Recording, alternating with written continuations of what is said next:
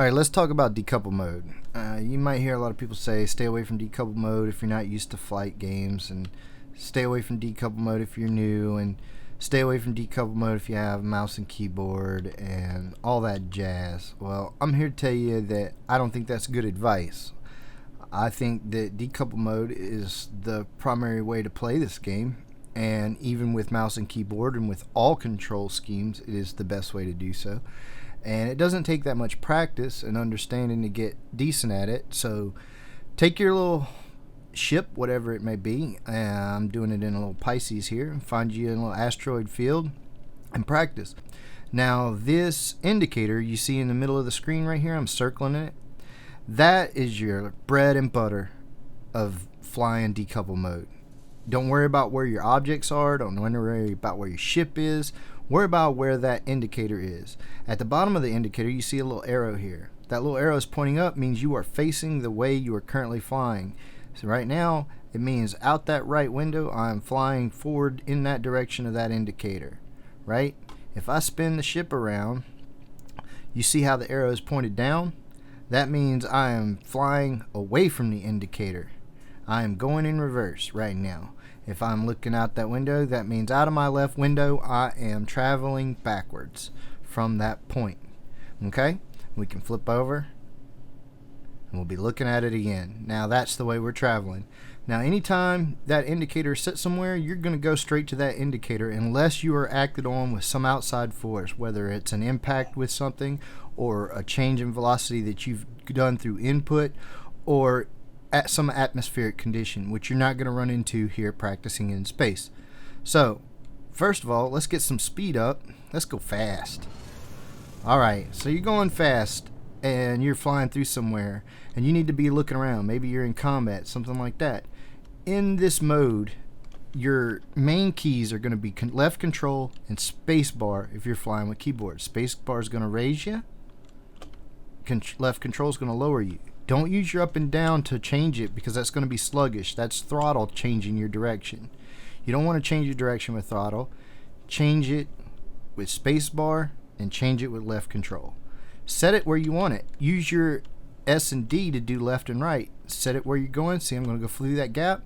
Now I can look around any way I want. I could be shooting at an enemy over here. I could be shooting at an enemy that's following me. I know my indicator is set at a gap between those asteroids. So guess where I'm going? Doesn't matter. I'm going there. I could be having me a field day. Oh, Ramboing it up. Guess what? Safely crossed them. Look at that. Beautiful. Like a champ. Pro pilot all day. It's all you got to focus on. Indicator. Where's the indicator? If you need to change the indicator and you need to change it fast, like say suddenly you get out of range of something you're shooting at here, he's getting too far away, you lose range on him, hold shift and hold forward in the way you're going, your throttle's going to bring your indicator quickly around. You're going to use your afterburner to change your direction back. Use your left control, drop it in this gap. We're going to fly right to that gap while we're shooting at him. Ba-doom, ba-doom, ba-doom, ba-doom, ba-doom, ba-doom. Die. Die. Okay? That's how it works. And wherever your throttle's set, you're going to stay there. Say if you're wanting to do combat at that speed, you set your throttle limiter to there. Alright? Now when you change direction, if you need to change direction fast, right? You hold your afterburner. Look how fast it moves your indicator, right? To that gap there.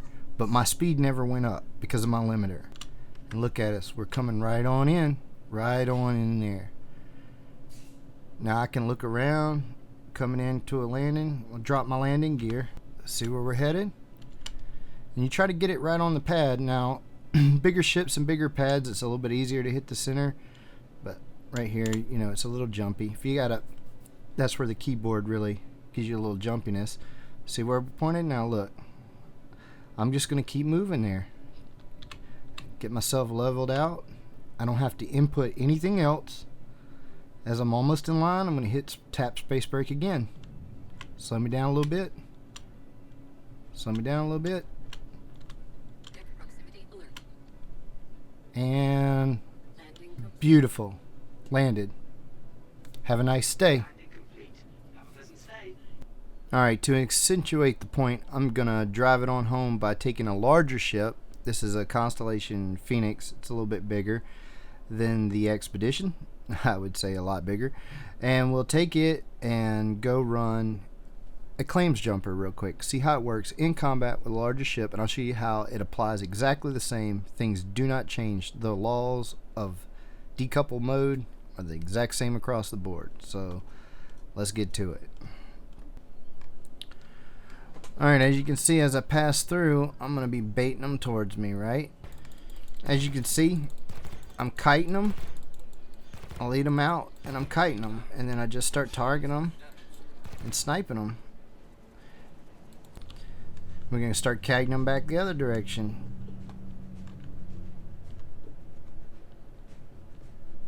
Keep in mind, this is a base model, too, so it's not the...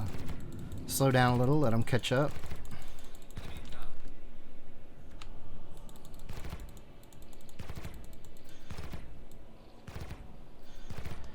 And you can see we're just gonna take them out. Slow down a little, let him catch up.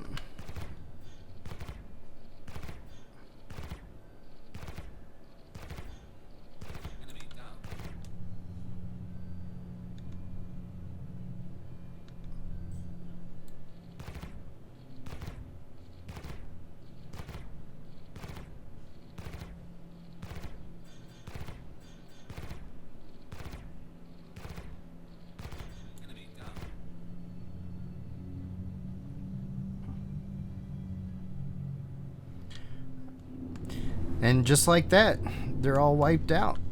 And then you can come back through and do the same thing to get your sentries.